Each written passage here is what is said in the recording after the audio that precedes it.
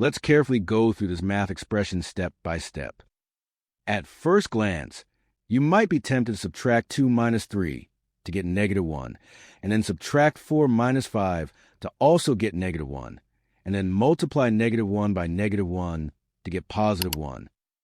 However, that answer is incorrect because it ignores the proper order of operations, known as PEMDAS.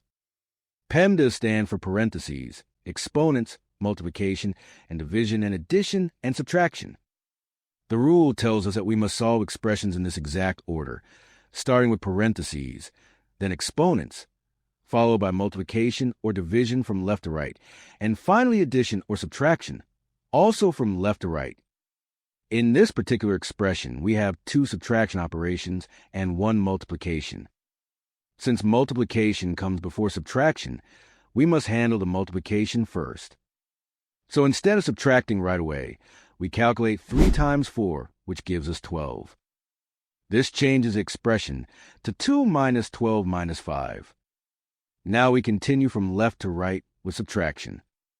2 minus 12 equals -10, and then -10 minus 5 equals -15. Therefore, the correct final answer to this problem is -15.